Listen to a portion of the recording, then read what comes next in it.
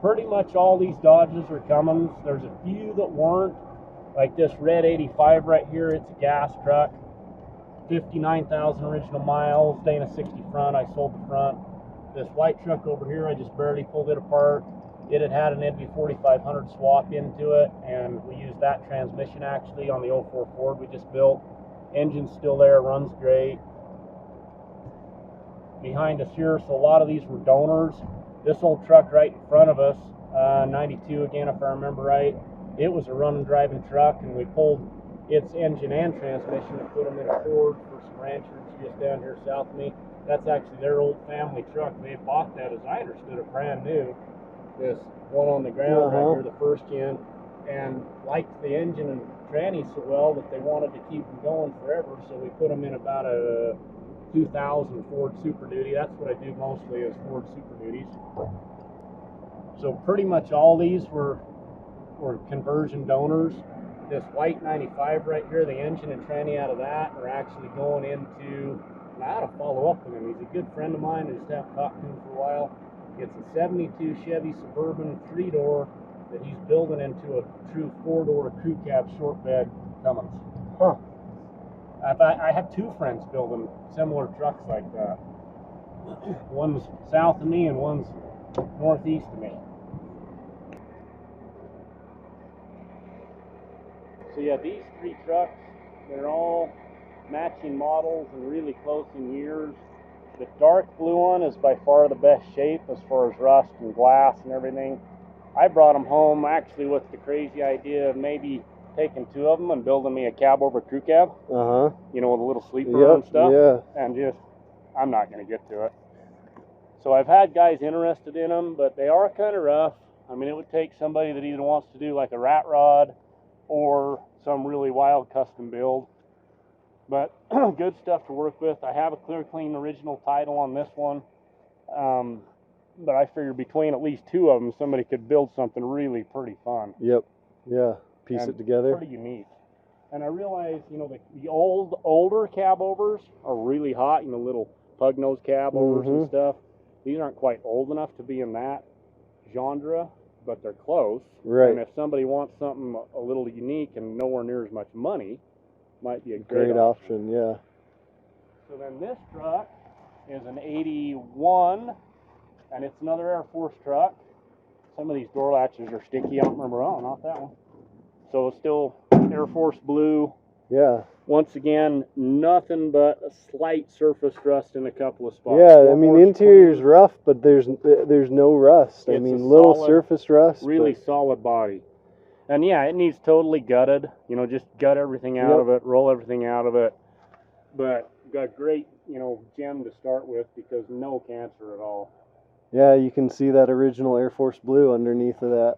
And it's an original 360 4-speed. You know, there's the military tags with all the numbers and part numbers and service numbers and all that stuff. It does have a couple of dingers like that, which is a real shame in a crew cab door.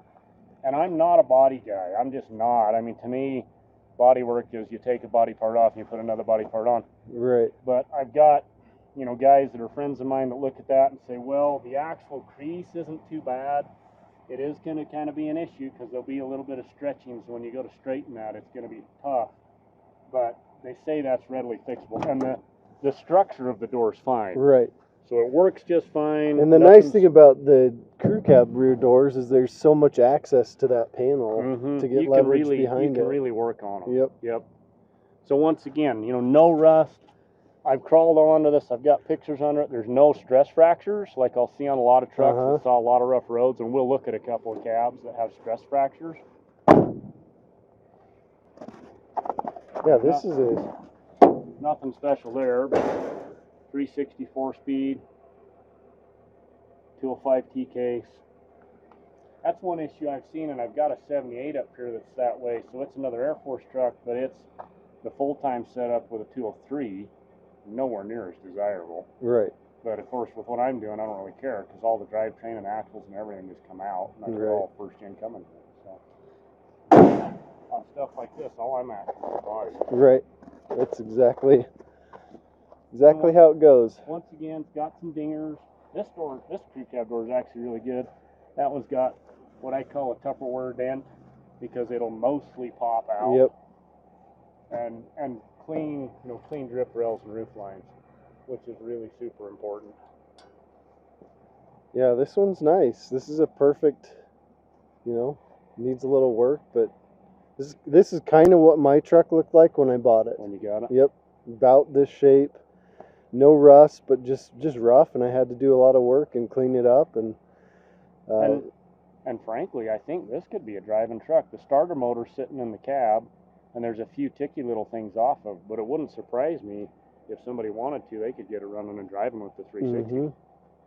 But who would want to do that? Yeah, when right. You put a Cummins in. Exactly. So this is my 71 International Travelette. The suburban type rigs are called Travel-Alls, and these little crew cabs were called Travelettes by International. And it's got the factory limited slip diffs, interlocking axles. That's what all these stickers and everything are. It's a 5-speed original transmission, and they did both direct drive and overdrives. And since I can't drive it and it doesn't have the original knob on it, I don't know which it is. But it is a 5-speed. The whole intention is a Cummins at some point. Mm-hmm. I've already measured them out, and putting in first-gen axles in this look like it's pretty straightforward, pretty easy. So I would just once again roll engine, tranny, axles, everything out of a first-gen into that truck. But it's another one of those, that's been sitting here now since that boy of mine was about this tall. Uh-huh. When am I going to get to it? When are you going to get to it? So first-gen versus second-gen engines. So in your non-intercooled first-gens, your weaknesses are, of course, they're non-intercooled. You have a 9mm injector tip, which would cause cracking in between the injectors and the exhaust valve seats. So that can be an issue. The rest of the engines are fine, but some of the things like the way they're accessorized with the double diaphragm vacuum pumps can be a bother, especially putting them in conversions. If you got steering box clearance issues, a lot of things like that. So going to a rotary vacuum pump, just moving to an intercooled first-gen engine is great. I've put those in lots of stuff. A lot of people want a P-pump. They think, oh, I got to have P-pump. Got to have P-pump 12 valve. And I'll ask them, why? Why do you think you got to have a P-pump? Well, I can get more power out of them that way. Technically, yes. Yeah, you can get a higher fuel rate. You can get more fuel. And the thing is yes, you can. If you're into sled pulling, drag racing, dyno king stuff, you can get more power out of a P-pump. Right. But for any practical application of a pickup, rotary pump first-gen intercooled engine is great. And the injector pumps are half as much money to rebuild when you need to. Yep. They don't. I can only think of one that I've ever seen vibrate out the killer dowel pin, because what's causing all those issues is the pump. It's that piston-driven, great big heavy injection pump vibrating that timing housing. That's what vibrates out the killer dowel pin. That's what cracks the gasket in between the housing and the block, and it'll fall out, and then your oil starts spinning everywhere. Mm-hmm. You can access the push rod cover without taking the pump off on first gen. I mean, they get better mileage. They start better. Right. I mean, to me, there's just a no-brainer. I'd much rather have an intercooled first gen coming, even if I'm swapping it into something else. Right. Unless you're building a big pulling truck or something. Mm-hmm. That's where I'm at. Here's a 70s bird bath hood. Yep. So 78 right here. Clear clean title, came out of Nevada. Complete truck when I got it. It's all surface rust though. It's again very, very clean. It is. Still says just needs to be blasted up. Yeah. Original everything. Obviously dash all sun rotted away, as is common. Mm-hmm. So this truck, this light green one, it's originally a Forest Service truck. This is kind of a neat story because this belonged to the dad of a good friend of mine. It was their company truck, and he drove it for years and years and years. I'd have to check. I think it's a 74. No rust. I mean, it's really clean as far as that goes. Good clean floorboard. Just nothing. Another one. I mean, this one's got a lot of dingers, but no rust. No cancerous rust. See if that door will open. If I remember right, it's kind of stuck. It is. But, you know, so dings, dents, dings, dents. That door actually Rear door is really good, pretty yeah. good. I think there's one little right there. Yep.